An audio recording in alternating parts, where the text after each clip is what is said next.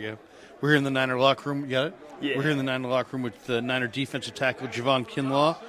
2 games in. How you feeling 2 games into this season so far? I feel good. Just glad to be out there with the guys. Of course, that's the most important thing. But a lot to improve on, of course. But shoot, I'm just feeling blessed to be able to play the game again. You know, it's been a while since I've played, but just looking to clean up a lot of little mistakes here and there each week as we go here. So.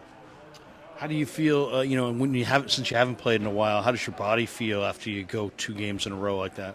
I feel good. You know, I feel normal. I mean, I'm on top of my recovery routine, so I feel good. You know. Deep group of guys. I mean, you guys have an incredible first-team D-line unit, but man, you look at that second team.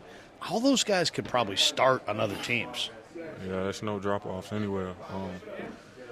The way we practice, you know, it shows in the game. You know, everybody goes as hard as they can in practice, you know, and that's hats off to our defensive line coach. You know, he's the best in the game.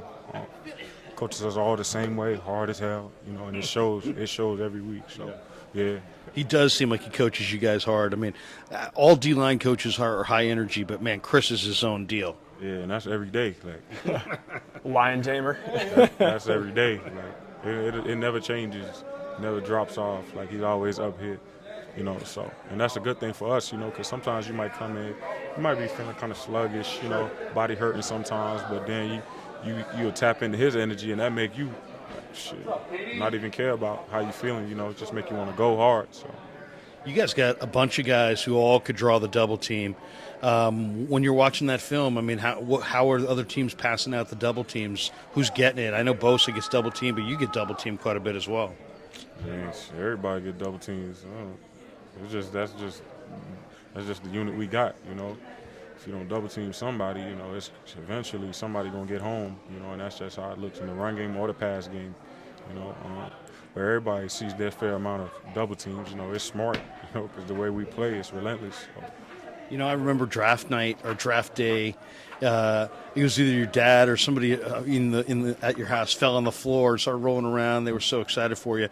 How are you a different player today than when you came out of South Carolina a couple years ago?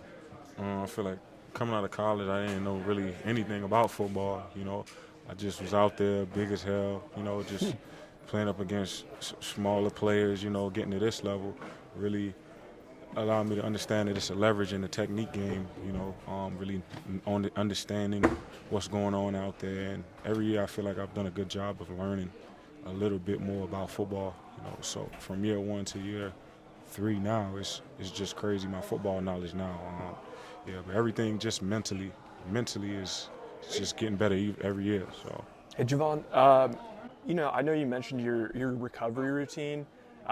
Do you feel like you're getting some benefit that, you know, aside from, you know, the obvious stuff, do you feel like you're gaining some benefit from going through that? I think about, like, Steph Curry when he had his ankle stuff. He came back, he's better than ever because all of a sudden he, like, realized how to run and his balance improved. And Exactly. Yeah. It's a big thing, man. You never really notice how much things you really need to be a successful athlete until you go through something like what I went through, you know. Yeah. So that's how it goes, man. I feel like it's needed. You know, it was needed. That was needed for me to learn how to really be a pro off the field. You know? So.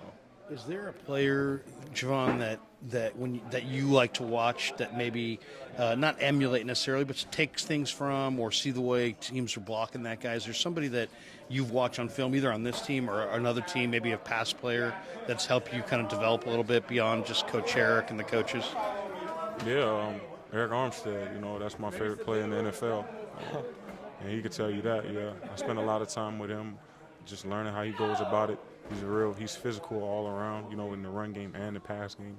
And that's how I want my game to look when I'm at his level, you know, or even be better than that, you know. But he's somebody that I definitely lean on every day, all day.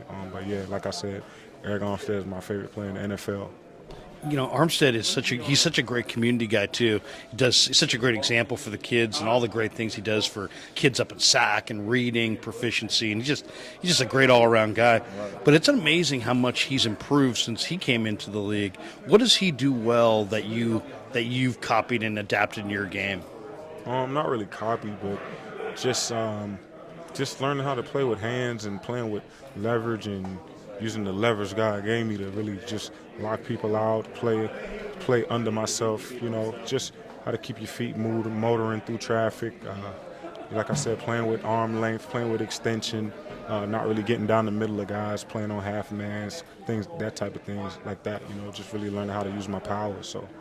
Have you been imparting any wisdom on Drake Jackson over there? He called it. We were talking to him. He's like, he seems like he's really fond of you. He's calling you a mutant. It's like, I don't know how he escaped the Teenage Mutant Ninja Turtles play. That's my guy. I love Drake. He brings a fun type of energy to the group.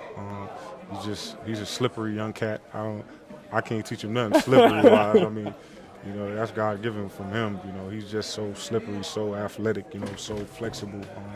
So I mean, I just talk to him like off the field. Really on the field, it's like we in two different kind of worlds. You know, like you know, I'd be looking at him like, damn, I wish I could do that. You know, like, so yeah, that's my guy. When the highlight that I just can't get over watching is when you guys are practicing against the Vikings and Egan, and you bull rushed their guard, and man, you just stuffed him back into the quarterback and just rolled right into the quarterback, almost got the quarterback. But I mean, do you remember that play? I mean, it went viral and everybody saw it. I mean, it just showed you just rampaging in a bull rush. Yeah, I just caught him lacking a little bit. Caught him, he didn't have his foot in the ground. You know, I got up on him quick, so that's just some of the things that I've been working on, learning how to really play, how to bull rush the right way, not having high pad level, bringing my pads down.